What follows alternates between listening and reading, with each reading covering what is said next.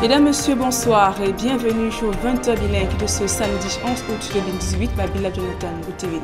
Bonsoir Nadine, thanks ladies and gentlemen for joining us on this edition of the Weekend Bilingual Primetime Newscast on Equinox Television. In our top stories tonight, Cameroon's Minister of Communication and Government spokesperson Issa Chiruma Bakari backtracks concerning the information on the involvement of the Cameroonian military in the summary execution of some women and their children after rejecting the accusation thrown on the Cameroonian armed forces by Amnesty International. Issa Chiruma Bakari has backtracked and revealed the names of Cameroonian armed forces who are said to have committed the act. À la une de ce journal, des révélations troublantes du gouvernement sur les exactions commises par l'armée camerounaise dans la guerre contre Boko Haram à l'extrême nord Cameroun. Après plusieurs démentis, le ministre de la Communication a enfin reconnu la responsabilité des militaires camerounais. L'enquête menée a permis de mettre la main sur 7 d'entre eux. Voilà pour le sommaire.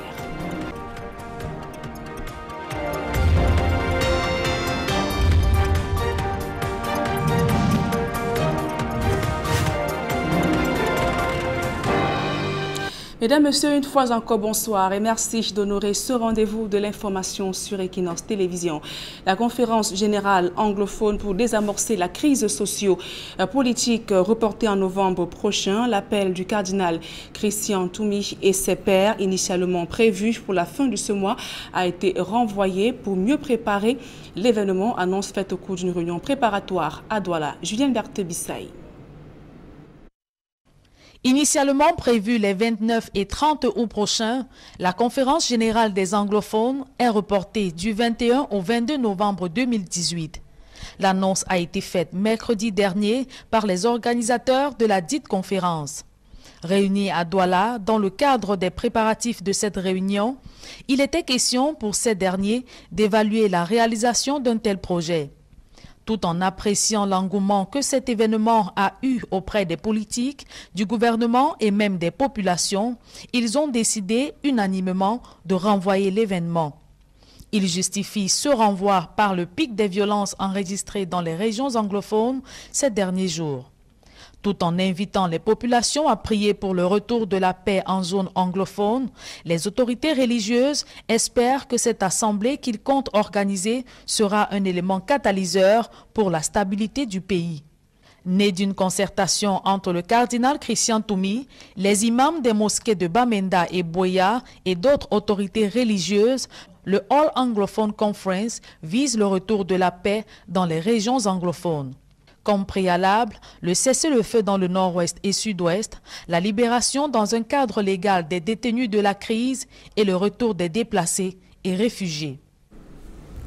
Vous vous souvenez encore de cette vidéo qui a circulé sur les réseaux sociaux laquelle attribue à l'armée camerounaise des actes d'exécution sommaire perpétrés sur 2 femmes et 2 enfants dans la région de l'extrême nord Cameroun. Après plusieurs démentis, le gouvernement reconnaît enfin la responsabilité des militaires. Dans un communiqué, Issa Chiruma Bakari indique que l'enquête menée a permis d'interpeller 7 soldats. Il s'agit notamment du lieutenant de vaisseau Fobassou Etienne, du sergent Bitiala Syriac Hilaire, du caporal Godway Mana Didier Jano, du caporal Sanga, soldat de 2e classe Donoso Banabas, du soldat de 2e classe Manassé Jacobay Jonathan, soldat de 1e classe Nietzsche Fou Gislain. Le ministre de la Communication indique qu'ils ont été mis à la disposition de la justice et feront l'objet d'un procès équitable, bien qu'ils jouissent en l'état actuel de la présomption d'innocence.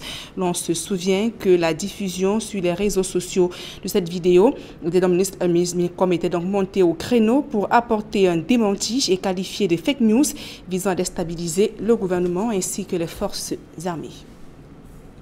Et parlant justement des réseaux sociaux, alors que les TIC deviennent de plus en plus incontournables des organisations de la société civile, prendre l'utilisation responsable de ces réseaux sociaux, un séminaire sur l'éducation citoyenne s'est tenu à ce sujet dans l'arrondissement de Sa, région du Centre. On fait le point dans ce reportage de Aïe Cyril.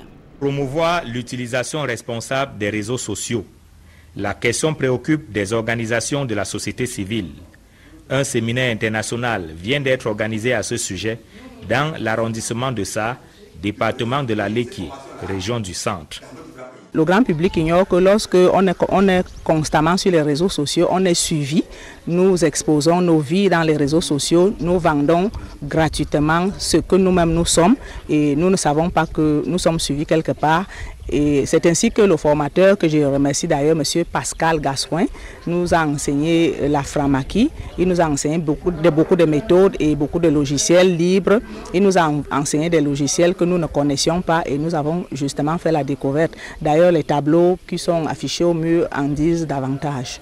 Les échanges ont porté sur différentes thématiques, entre autres le numérique, la communication égalitaire, le genre et la mobilité des jeunes.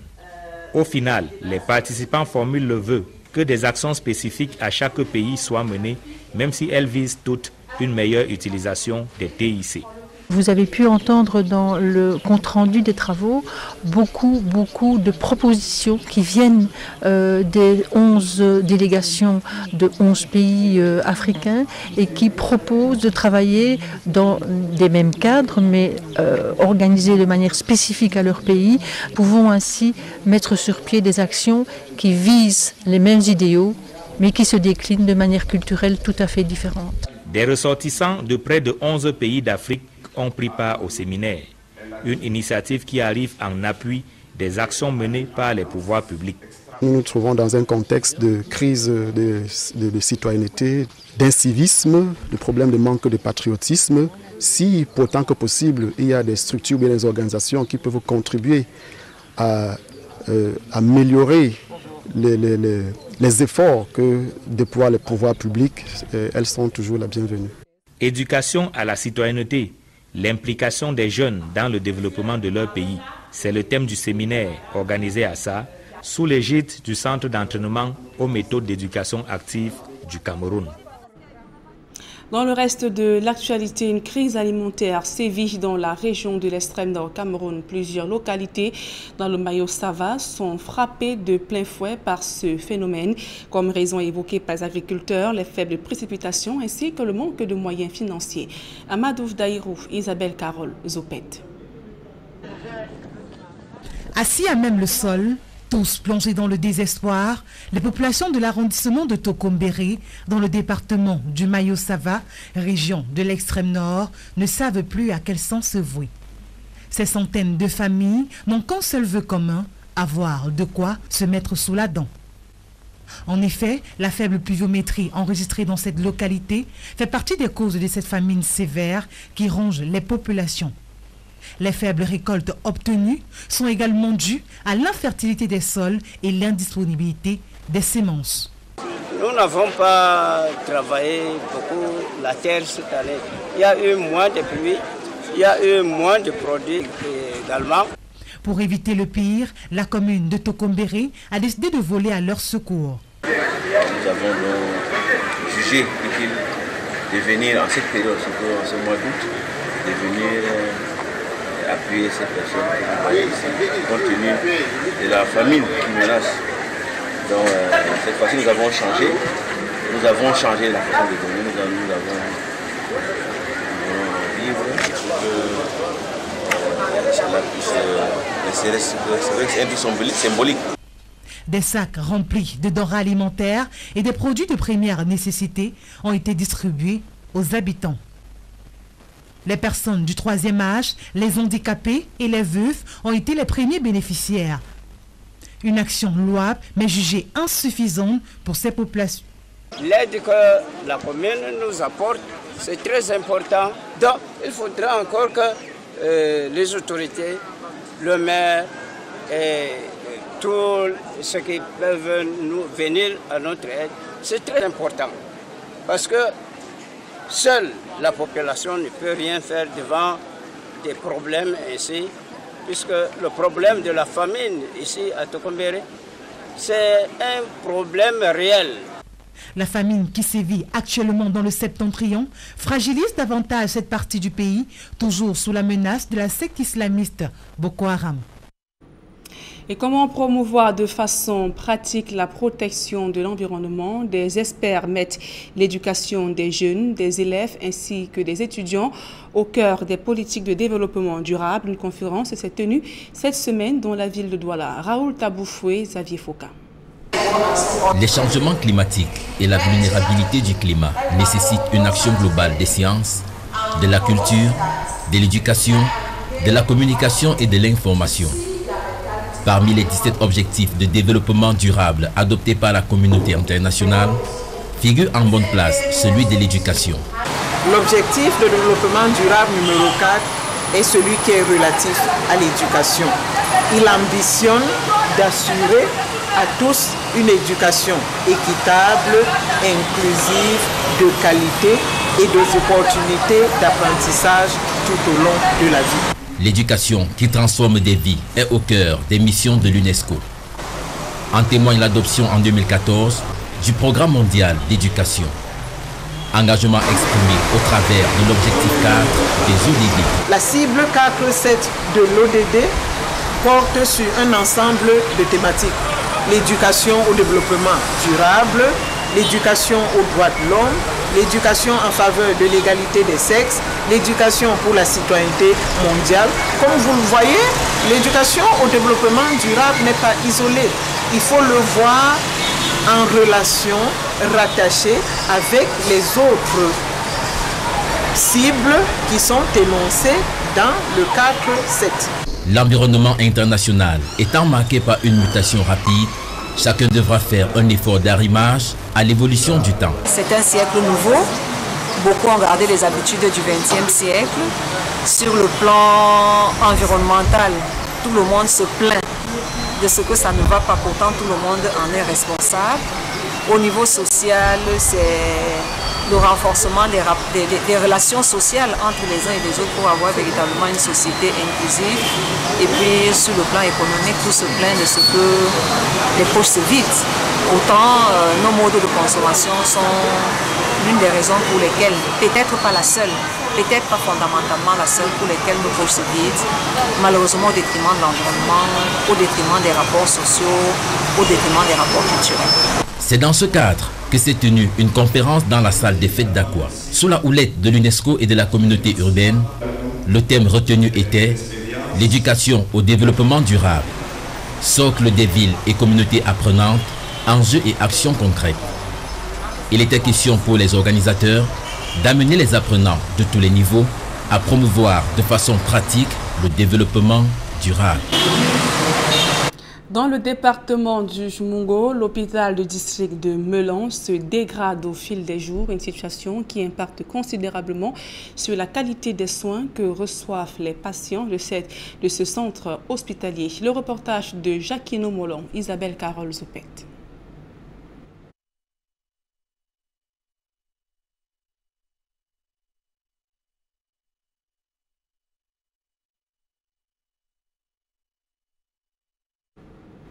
Toutes nos excuses pour la qualité de cet élément. Nous y reviendrons dans nos prochaines éditions d'information. L'actualité hors de nos frontières à présent au Zimbabwe. L'opposition saisit le Conseil constitutionnel.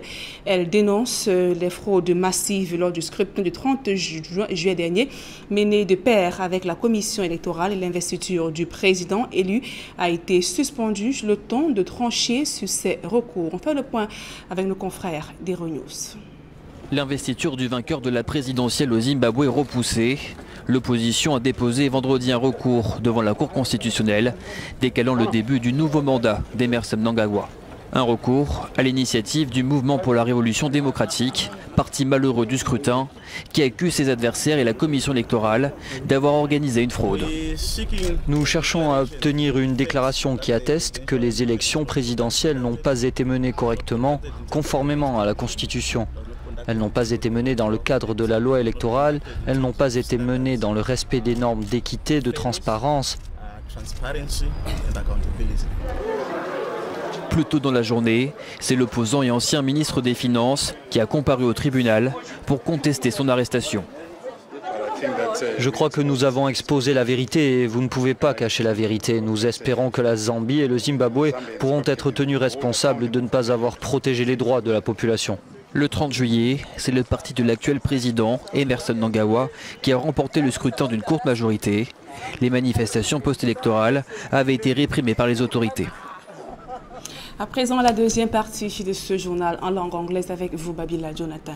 Right, Nadine, thanks, ladies and gentlemen, for staying with us into the second segment of this newscast. The All Anglophone Conference has been postponed, of course, convened by some religious and civil society leaders. They have met and have resorted to push it a little bit forward after discussing some issues surrounding the conference. They also expressed their determination to move on with the initiative despite some obstacles coming from different quarters. For me, Armstrong Sander has more. The 29th and 30th of August 2018, the Anglophone General Conference will rather hold on November 21st and 22nd in Buea. Conveners of the conference agreed to postpone it in a meeting that held in Douala on Wednesday, August 8th. They so decided after reviewing the various tasks to be accomplished in the preparation of the conference and the need for the AGC to achieve its noble objectives. The conveners believe more time is needed to prepare for the gathering they qualify as important to the sons and daughters of the Northwest and Southwest regions. In the meeting, they noted with deep satisfaction that the government welcomed their initiative while expressing reservations on some requests they were addressed to it. The clergy and civil society equally appreciated the enthusiasm with which Cameroonians from the 10 regions of different political leaning at home and abroad welcomed the AGC initiative. However, they say skepticism, doubt and hostilities expressed by some voices to the initiative have been noted, but they are determined to move on as political neutral servants of God. The Anglophone General Conference is intended to lay grounds on a process of finding a peaceful and lasting solution to the crisis in the North and Southwest regions. The initiative is coming at a time when the socio-political crisis continues to deepen further in these regions.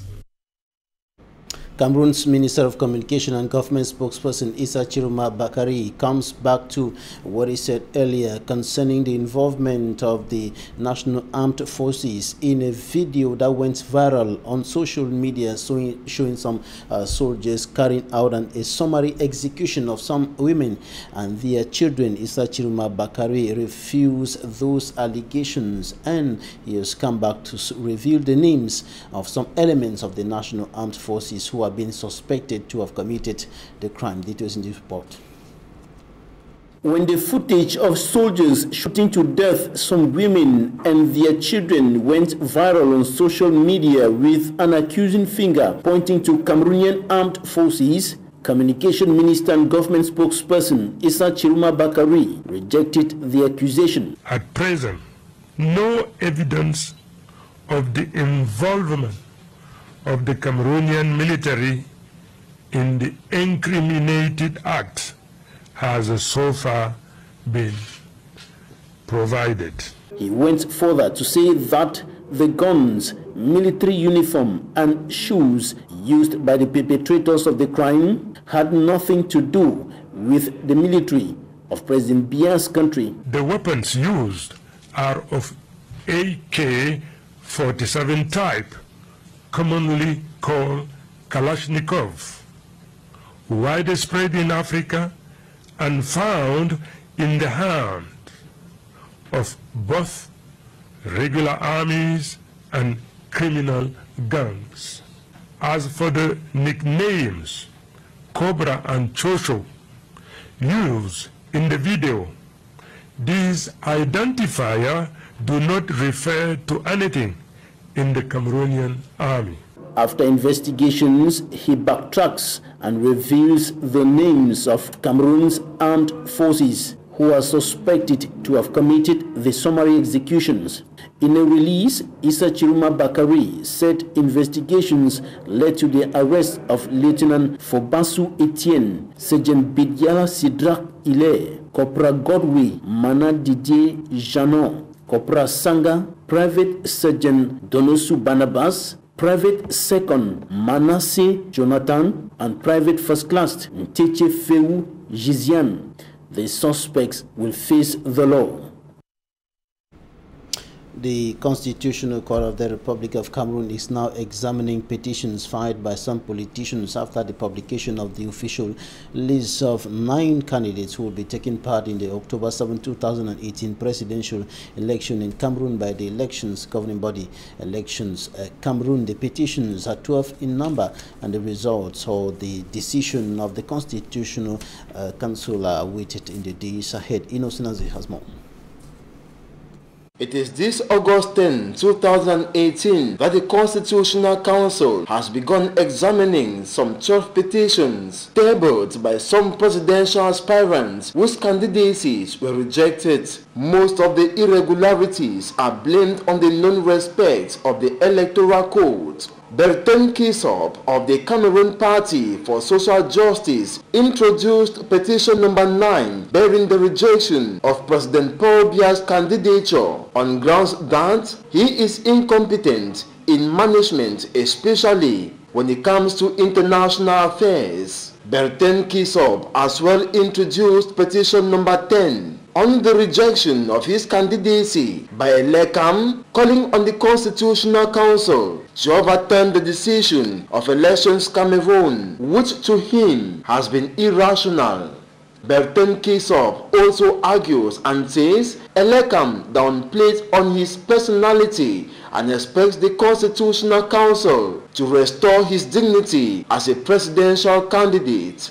Petition number 11 was filed in by the Cameroon Union for Democracy and Innovation, CDUI, of Mr. Valentine, calling on the Constitutional Council to right the wrongs of Elecam committed during examination of files which saw the violation of the Electoral Code. To him, the decision to run as presidential candidates is primary and any other thing secondary. Petition number 12 was filed in still by Bertin Kisop of the Cameroon Party for Social Justice, calling for the cancellation of the presidential election if justice is not done to his party and his candidature in what he describes as the absence of a level playground, which should be established by the Constitutional Council. It should be noted that the CC has 10 days to publicize the verdict as stipulated by Cameroon's Electoral Code. The inauguration of Zimbabwe's President-elect Emmerson Mnangagwa has been halted. It was initially scheduled for tomorrow, but it will no longer take place following a legal challenge by the opposition against the election result. Movement for Democratic Change MDC leader Nelson Chamisa says he has evidence to show that he was cheated out of the 30 July presidential vote. His party has said the poll was marred by mammoth theft and fraud, but the Electoral Commission continues insisting that there was no such thing during the election. Emmerson Mnangagwa won 50.8% of the vote compared to Chamisa's 44.3%. After the opposition filed the challenge on Friday, Justice Minister Ziyambi said the inauguration is no longer going to take place as planned. And that's it for this edition of the news on Equinox Television. Thanks for staying with us. Good night. Good night, Nadine. Good night, Babila, Jonathan. Fin de ce journal, mesdames et messieurs. Merci pour votre aimable attention.